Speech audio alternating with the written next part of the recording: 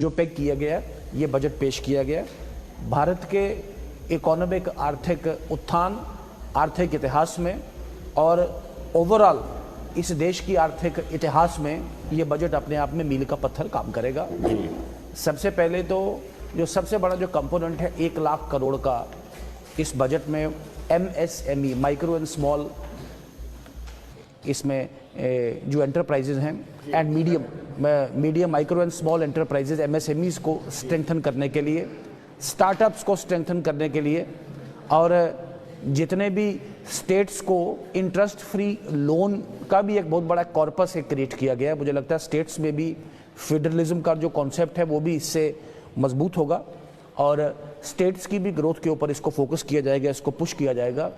सबसे बड़ी बात है कि 86,000 करोड़ मनरेगा के लिए जो जॉब्स जनरेट करेगा, रूरल जॉब्स जनरेट करेगा, 7,500 करोड़ आयुष्मान भारत के लिए। और पहले बार खैर जम्मू कश्मीर में इसका ये जो जिस कदम की बात करें जम्मू कश्मीर में इसका इम्पैक्ट नहीं, लेकिन बाहर सभी आंगनवाड़ी और सभी आशास मतलब कि फीमेल हेल्थ की अगर बात करें जो फीमेल हेल्थ के साथ और फीमेल डेवलपमेंट के साथ जुड़ी हैं उनको आयुष्मान भारत के नेट में लाया गया है।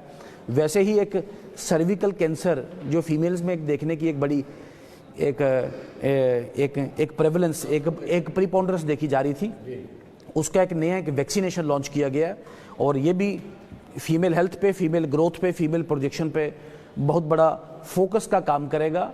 इस सब के अलावा युवाओं के लिए या युवाओं के साथ साथ एम्प्लॉयमेंट जनरेशन के लिए आज बार बार बड़ी राजनीति इस पे की गई। बड़े आपके द्वारा चैनल्स ने भी, मैं आपके साथ भी यहाँ बैठता था, मुझे पूछा जाता था कि एम्प्लॉयमेंट रेट। आज एम्प्लॉयमेंट रेट का बिल्कुल औपचारिक और आधिकारिक आंकड़ा वहाँ पे स्पेसिफाई किया गया। 10% से आगे 3.6% पिछले 10 साल में।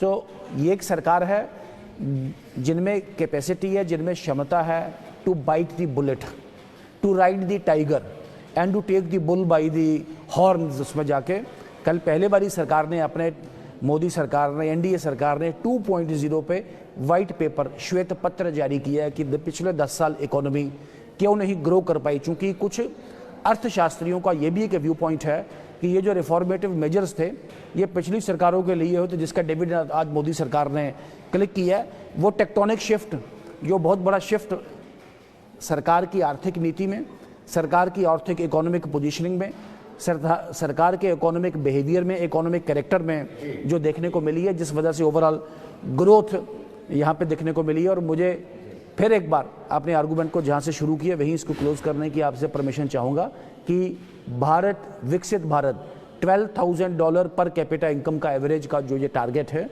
उसके ऊपर फोकस करने में ये बजट बिल्कुल मील का पत्थर काम करेगा। और आपने देखा होगा कि उनकी घोषणा भी अपोजिशन के साथ कोई भी पॉइंटर या कोई भी अवरोध जिसे कहते कोई ऑब्जेक्शन नहीं हो पॉइंट कर पाई। ये हमारा इस पे टेक है। जो दर्शक हमें दिख रहे हैं उनको मैं बता दूं कि जो आंकलन में कर रहा था बजट का, उसमें जो वित्तीय घाटा है 16.66 लाख करोड़ रुपया बताया गया। यानी आय जो प्रपोज की गई है 47.66 लाख करोड़ खर्च होना है और जो आमदन है 31.00 करोड़। तो जो गैप बनता है वो 16.66 करोड़ बनता है। जगदीप जी, आप पठानिया साहब से सहमत है कि ये बजट उन पर आधारित है जो एक लक्ष्य विकसित भारत का रखा गया है भारतीय जनता पार्टी की अगुवाई वाली NDA सरकार द्वारा कि 2047 में हमें डेवलप कंट्री बनना है? विनोद जी आभार। बिल्कुल मैं कतई सहमत नहीं हूँ। भाजपा के प्रवक्ता ने जिस तरीके से अपनी बात को रखा है, कुछ फैक्ट एंड फिगर्स उन्होंने भी बताए, तो मैं चाहूँगा कि चलिए इसी तर्ज को आगे बढ़ाते हुए कुछ बातें मैं भी स्पष्ट कर दूँ। सबसे पहली बात तो विनोद जी ये है कि इस बजट में अगर हम गौर से देखें, फिर चाहे बात किसानों की है, नौजवानों की है, इवन महिलाओं की भी है, चाहे लखपति दीदी वाला इनका जो फार्मूला उसको अगर हम 1 मिनट के लिए एक तरफ रख दें, तो कुछ ऐसा नहीं परोसा गया है जो मिडिल क्लास या लोअर मिडिल क्लास के लिए कुछ बेहतर परिस्थितियां उत्पन्न करता हो। और दूसरी सबसे अहम तरीन बात विनोद जी, देखिए जिस देश में 10% लोग जो हैं वो 60% नेशनल वेल्थ को एकमुलेट किए हुए हैं और 57% जो नेशनल इनकम है वो उनके माध्यम से सामने आती है। तो आप मुझे बताइए, इस बजट में जब हम बात कर रहे हैं, मैं कुछ आंकड़ों के साथ अपनी बात रखूंगा। देखिए, PLFS का आंकड़ा मैं आपको बता दूं, यंगस्टर्स जो है 15 से 29 उम्र के बीच जो लोग हैं, उनका अनएम्प्लॉयमेंट रेट 10% है। इसी तरीके से अगर इसे हम रूरल और अर्बन में डिवाइड करके देखें तो it will come 8.3 as well as 13.8 respectively. And moreover, जो एक बड़ी बात है जिसका ये बार बार हवाला देते हैं, GDP की बात करते हैं, मैं एक उदाहरण के साथ आपको बात स्पष्ट करना चाहूँगा। देखिए, फास्टेस्ट ग्रोइंग इकोनॉमी में it's not a badge of honour. While talking about GDP we must know, for example if you will take China, 5.5 गुना ज़्यादा हमसे उनका GDP है। तो इसका मतलब है कि अगर if China would like to grow by 3%, तो ये उनकी एनुअल ग्रोथ को मैच करता है। यद्यपि हमारे यहाँ तो ये फिर 15% हो जाएगी। तो बजाय GDP के we must talk about per capita income growth, जो मैटर करती है। और मैं यहाँ कुछ चीज़ें और 2 मिनट ही आपके और लूँगा। देखिए, सबसे पहली बात तो हमें ये समझना होगा कि मैंने कल भी ये बात की थी कि हर घंटे में जहाँ पर 2 नौजवान they are trying to commit suicide और they are committing suicide, meanwhile 1 farmer, और ये आंकड़ा एक दिन में 30 से 31 के बीच भी जाकर लगता है। अब इसके साथ अगर हम देखिए, कंजम्पशन की बात होती है किसी इकोनॉमी की, जब आप बात करते हैं, ग्रोथ की बात करते हैं, तो कंजम्पशन की बात जो होती है वो देखनी पड़ेगी। और कंजम्पशन रिवन इकोनॉमी की ये बात करते हैं, इसने 21 साल का रिकॉर्ड तोड़ा है विनोद जी, 21 ईयर्स। और इसके साथ साथ FMCG यानी फास्ट मूविंग कंज्यूमर गुड्स की मैं अगर बात करूं, जो 2023 में नहीं बढ़ी, और घरेलू बचत जो है उसने 50 साल का रिकॉर्ड तोड़ा है। अभी हमारे प्रवक्ता बात कर रहे थे, जब इन्होंने बात की और उसमें जिक्र आया कि अब जो एंटरप्रेन्योर्स हैं उनको सरकार जो है नए स्टार्टअप्स के जरिए बहुत बढ़िया तरीके से अकोमोडेट कर रही है। मैं एक चीज़ आपको यहाँ बताना चाहता हूँ व्यक्तिगत अनुभव के साथ, कि जो 10 लाख का एक नोवाइस एंटरप्रेन्योर खड़ा होता है, उसको 35% सब्सिडी है अगर वो महिला है या फिर बॉर्डर एरिया से बिलोंग करता है, अदरवाइज 25% है। Could you believe that the department had clearly denied any subsidy till then, if they will not pen it down on their papers कि they had employed more than 7 to 8 people। अब मुझे आप बताइए, 10 लाख रुपए क्या कोई अगर पेशा कोई इंसान खोलता है, उसमें उसे 7 से 8 लाख शो करने हैं, कि 8 लोगों को शो करना है कि वो उसके पास एम्प्लॉय है। अब आप मुझे बताइए, उन्हीं 7 से 8 लोगों को ये सरकार जो है वो एम्प्लॉयड शो करती है अपने रिकॉर्ड में।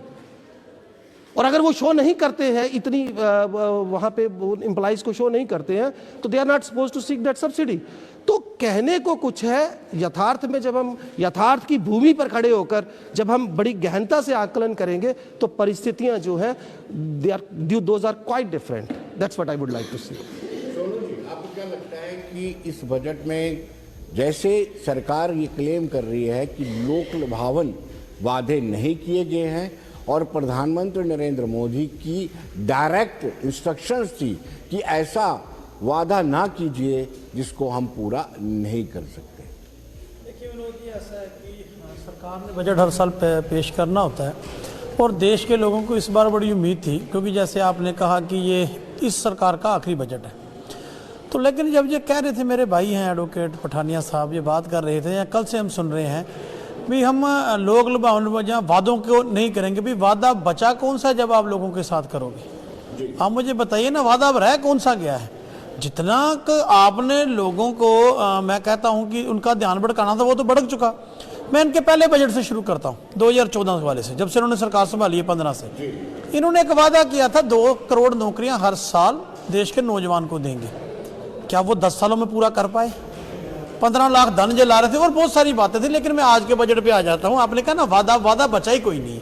अब वादा को बचता तो ये करते। अब मैं बात करूंगा नौजवान की शुरू। इन्होंने कहा कि ये इस पे हमने नौजवान के लिए रखा है। क्या इस बजट में महंगाई पर कोई बात हुई?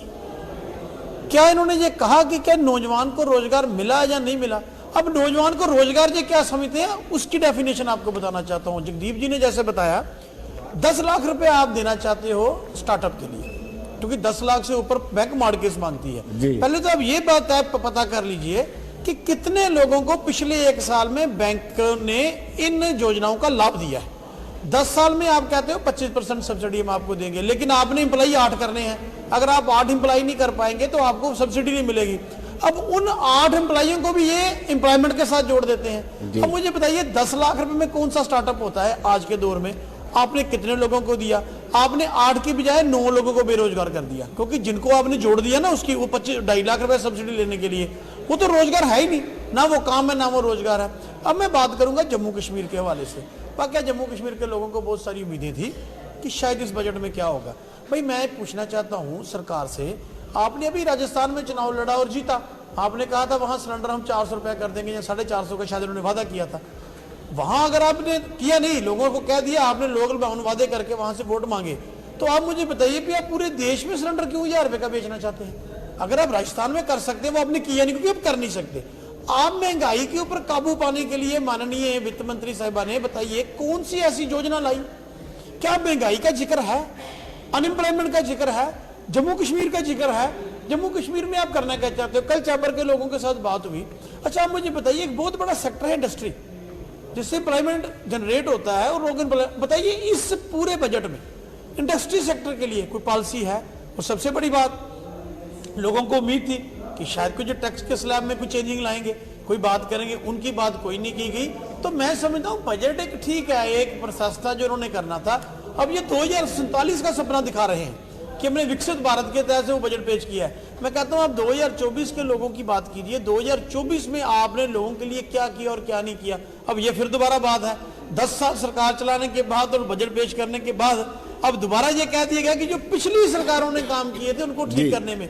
भाई मैं पूछना चाहता हूं, जब आपने सरकार संभाली थी तो 55,000 रुपए एक आदमी पर कर्जा था, जो कर्जे के हिसाब से हम देखते। आज मुझे बताइएगा आज एक आदमी के सर पे कितना कर्जा है विनोद जी? देख लीजिए आप कैलकुलेट करके। इन्होंने तो बहुत सारे वादे किए थे, आज वो वादे कहाँ हैं? और जब बात जम्मू कश्मीर की है, आज मुझे बताइए जम्मू कश्मीर के नौजवान के साथ वादे कहाँ गए? जो जम्मू कश्मीर को नया जम्मू कश्मीर बनाना था वो कहाँ गया? कहाँ गई आपकी इंडस्ट्री पॉलिसी? कहाँ गई आपके डेवलपमेंट के प्रोजेक्ट? बताइए एक भी जो ग्राउंड पे आपने किया। हाँ अब ये बात जिन्होंने ये कहते हैं ना कि वादे, हाँ वाकया वादा ये इसलिए नहीं कर पाए क्योंकि वादों वाली टोकरी जो पहले खाली कर चुके हैं, वादा नया लाए कहां से लोगों के साथ करने के लिए।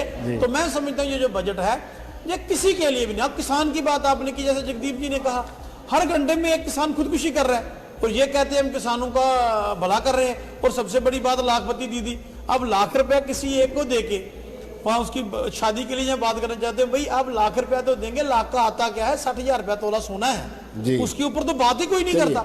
चलिए पठान साहब, आपके पास आने से पहले मैं एक दर्शकों को बता दूं कि मेन फीचर्स जो बजट के थे वो क्या थे। और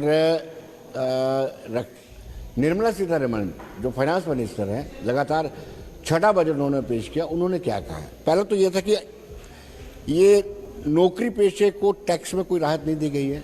ये उम्मीद थी उनकी कि जो नौकरी पेशे वाले लोग हैं उनको टैक्स में रियायत दी जाएगी। हाउसिंग स्कीम लाई जाएगी, ये सरकार का वादा किया गया है। 4 करोड़ मकान बनाने का नया लक्ष्य जो रखा गया है। फिर बिजली का ऐलान किया गया है, 300 यूनिट सौर ऊर्जा को और प्रभावित करने के लिए। रक्षा खर्चे में वृद्धि की गई है, 11.1% बढ़ा दिया गया है। रेलवे को और अपग्रेड किया जाएगा। आयुष्मान भारत का विस्तार किया जाएगा। लखपति दीदी का जिक्र अभी इन्होंने किया। 9 से 19 साल की लड़कियों को मुफ्त टीका होगा। स्पोर्ट्स पर खर्च बढ़ेगा। जम्मू कश्मीर के पर्यटन लोगों को और बेहतर बनाया जाएगा। लेकिन पहले हम आप दर्शकों को बताते हैं कि कल निर्मला सीतारमण जो हमारी फाइनेंस मिनिस्टर हैं, जिन्होंने लगातार छठा बजट पेश किया, उनका क्या कहना है?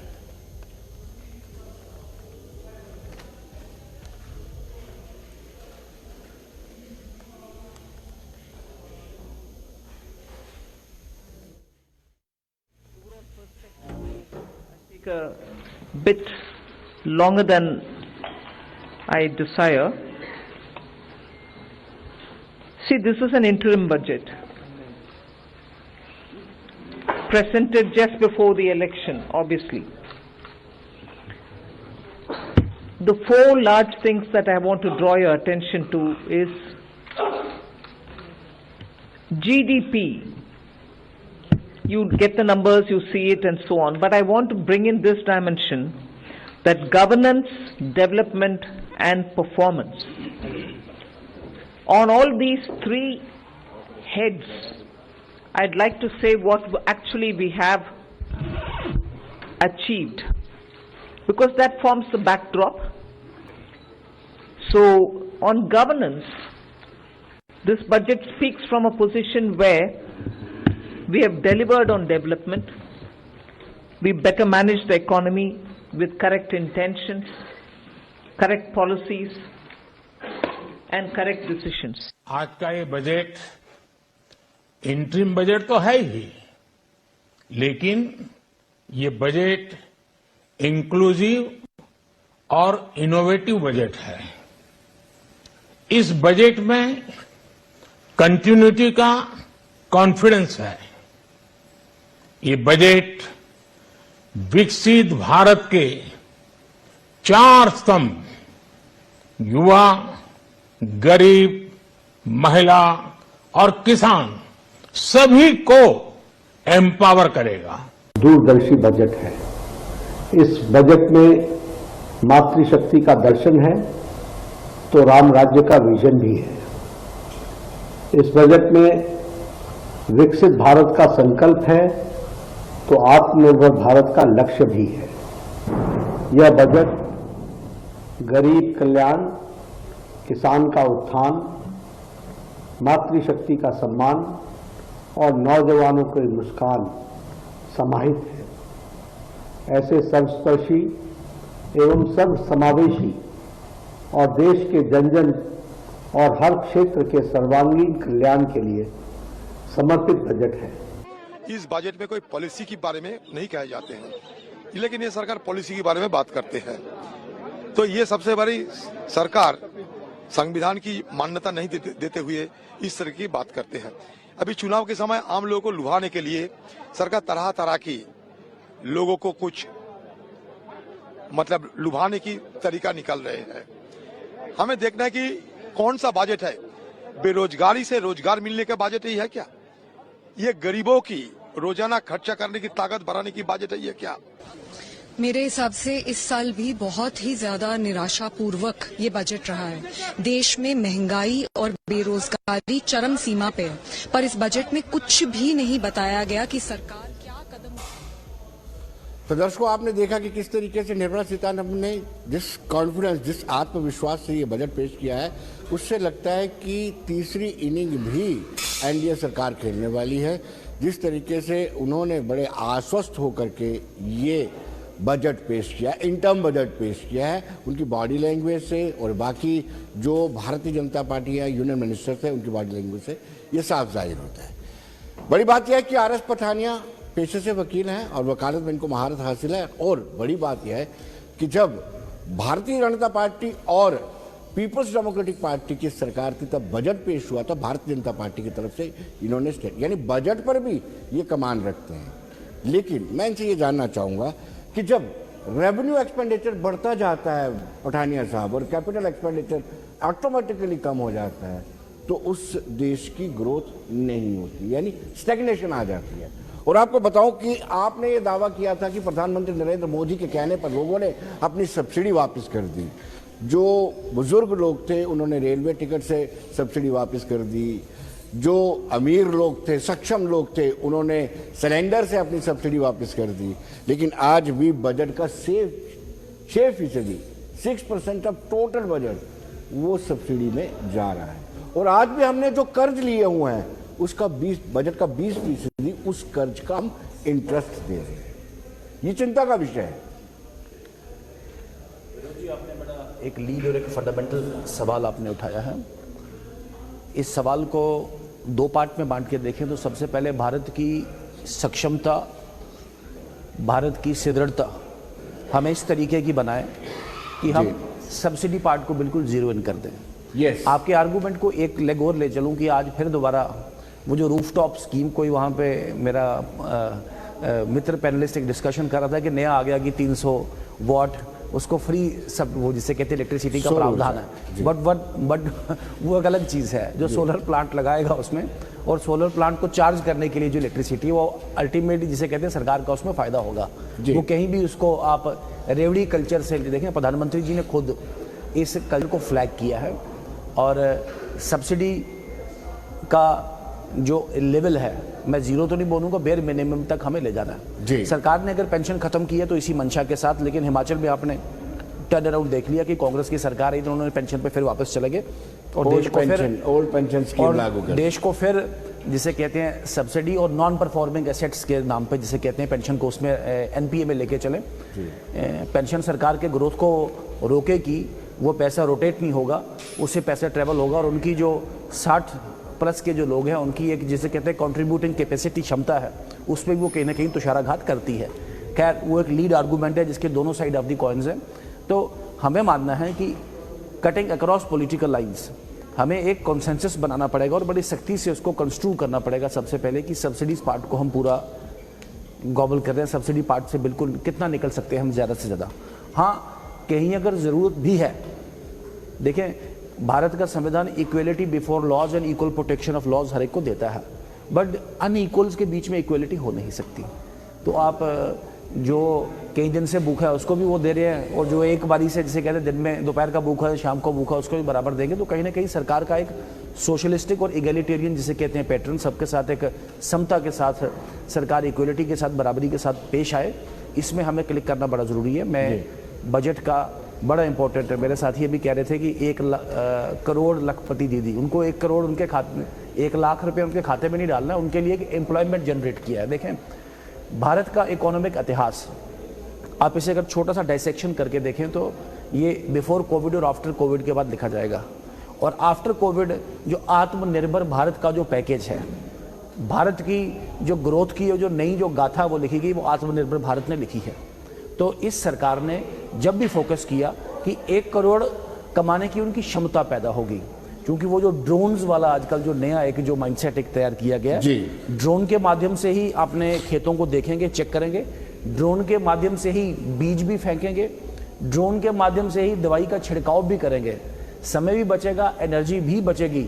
और ये टेक्निकल काम जो करने का जो काम है वो फीमेल उसमें ट्रेन होंगी। 1 करोड़ लखपति दीदी। आप ओवरऑल देखें कि देखें पहले तो आपको लिविंग के कंडीशंस इंप्रूव करने हैं। रिकॉर्ड आज़ादी से लेके आज तक नहीं, लेकिन आप सरकार ने अपने कार्यकाल ने कहाँ 70 वर्ष और कहाँ सरकार के 9.5 वर्ष, सरकार ने 3 करोड़ प्रधानमंत्री आवास योजना के नए मकान बनाए हैं। आज इस बजट में 2 करोड़ और पक्के मकान बनाने की जिसे कहते हैं कैपेसिटी क्षमता रखी गई है।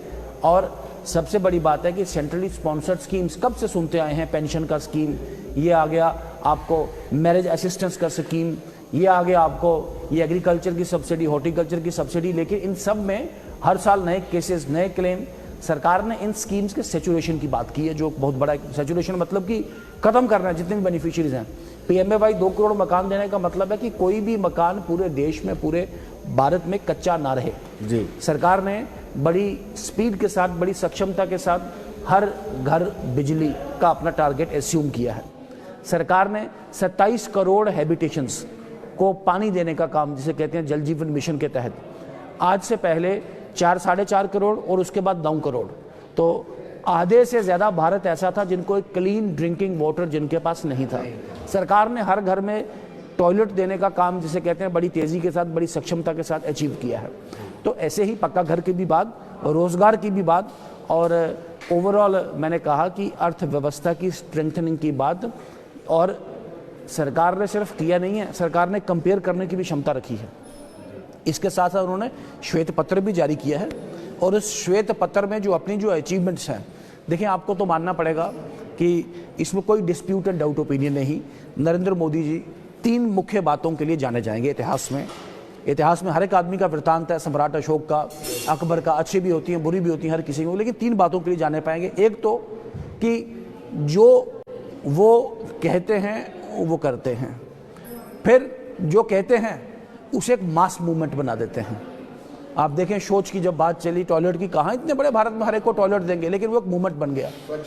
स्वच्छता का चलाया तो वो भी एक मूवमेंट बन गया। मास्क की बात की, वो भी एक मूवमेंट बन गया। तो जो उसको एक पब्लिक मूवमेंट बना देते हैं। और तीसरा, वो आउट ऑफ द बॉक्स सोचने में भी उनकी जो क्षमता है, he goes out of box. वो आउट ऑफ बॉक्स, अभी आत्मनिर्भर भारत की बात अगर आप करें, this is an out of box approach, कि सरकार रेवड़ी नहीं देगी, सरकार खाते में डालेगी नहीं, सिर्फ वो फ्री राशन को छोड़ के सरकार ने सिर्फ क्षमता बिल्ड करने में, कैपेसिटी क्रिएट करने में लाई है।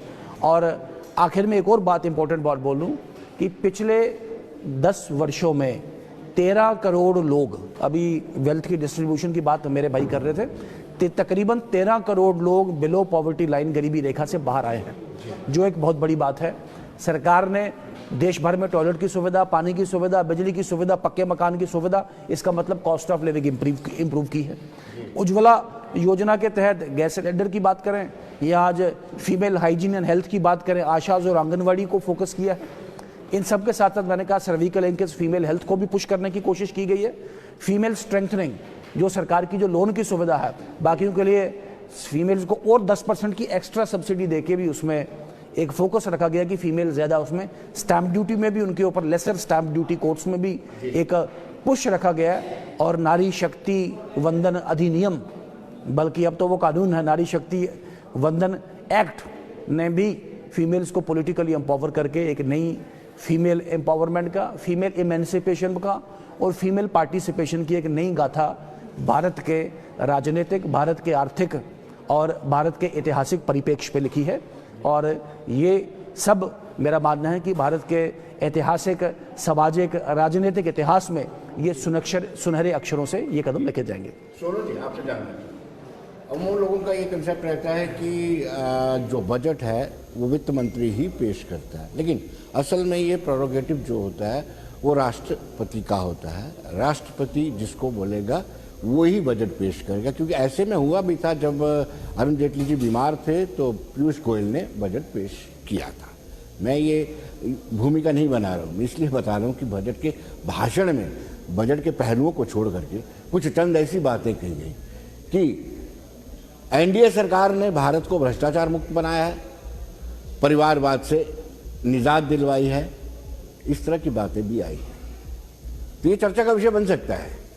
ऐसे है कि बात तो बजट की कर रहे थे, वाकई में बात तो बजट की होनी चाहिए, लेकिन बातें ये भी उसमें हैं। लेकिन मैं 2-4 बातें इसमें क्लियर करूंगा। इन्होंने कहा कि एनडीए ने भ्रष्टाचार मुक्त भारत बनाया। मैं तो समझता हूं कि जितना भ्रष्टाचार अब इस देश में है, शायद ये रिकॉर्ड को भी तोड़ गया है जी। अब आप मुझे बताइए, थोड़ा सा इससे हटके बात करूं। इन्होंने कहा जी हमने सब्सिडी को जो है ख़त्म किया है, मतलब अच्छी बात है, देश को आत्मनिर्भर करने की बात है। तो यार आज हमें बता दें कि पिछले 10 सालों में आपने कितने अपने मित्रों, करोड़पतियों की जो लोन है वो माफ़ किए हैं, कितना उनको सरकार के खजाने से फायदा दिया है। मैं झूठ बोल दूंगा, आरटीए कभी झूठ नहीं बोलेगी, देश के लोग उसको समझ चुके हैं। आप किसकी सब्सिडी लेना चाहते हो? एक सिलेंडर आप जिसको देते हो गरीब आदमी को, उसका 2-2.5 रुपये आपने सिलेंडर करवाया।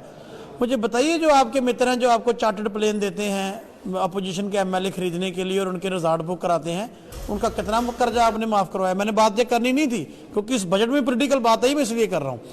अब मुझे बताइए, जो झारखंड में हो रहा है 2 दिन से, इसका कहीं जिक्र है? इससे बड़ी मुझे बताइए कोई बात है इस देश में करने वाली? ठीक है, जो दोषी था आपने गिरफ्तार कर लिया, अगर आप कहते वो दोषी गिरफ्तार हो गया। सारे एमएलए 3 बार गवर्नर साहब के पास होके आ गए, भाई हम तैयार हैं इसको चीफ मिनिस्टर बनाने के लिए। तो तंगी कहाँ है? क्या आपके मित्रों का जहाज वहां काम नहीं कर रहा, कोई रिजॉर्ट काम नहीं कर रहा, कोई या कोई आपकी एजेंसी को काम नहीं कर पा रही? वैसे इस मसले के रिलेटेड नहीं था, लेकिन आपने बात की। अब मैं आ जाता हूँ देश की बात, किसान की बात पे इस मगर में आता हूँ। शाम को शपथ ले, नहीं अच्छी बात है, वो तो तब ले रहे हैं ना कि पूरे देश ने देख लिया 2 दिन से क्या तंगी थी शपथ ना देने की। हाँ, अब मैं आ रहा हूँ चंडीगढ़ में, दूर चला गया, मैं चंडीगढ़ आ रहा हूँ। अब चंडीगढ़ में आप देखिए, वैसे मैं कल वैसे ही गया था किसी अपने काम के लिए, मैंने कुछ मित्रों से बात की। वहाँ 20 जो हुआ कि आपके सामने की बातें हैं कि वहाँ कानून की दर्जियां उड़ा दी गई हैं सिर्फ एक मेयर बनाने के लिए, ना तो कॉन्स्टिट्यूशन है ना देश में कुछ है। आगे की मैं बात बता रहा हूँ, इन्होंने किसान की बात की। अब ये ड्रोन पे खाद फकवाने जा रहे हैं खेतों में, भाई किसान तो बचा लो। हर घंटे में एक किसान खुदकुशी कर रहा है, ये ड्रोन से खाद डालनी कहाँ है आपने? आपके मित्रों ने तो आपने अपने मित्रों को फायदा देने के लिए नए कृषि कानून बना लिए थे, जिसके लिए किसानों को 1 साल सड़कों पर रहना पड़ा और 750 किसानों को शहादत देनी पड़ी। क्यों? उन कानूनों से बचने के लिए। भाई आप किसान की बात करेंगे? आप मुझे बताइए, आप किस सब्सिडी की बात करते हैं?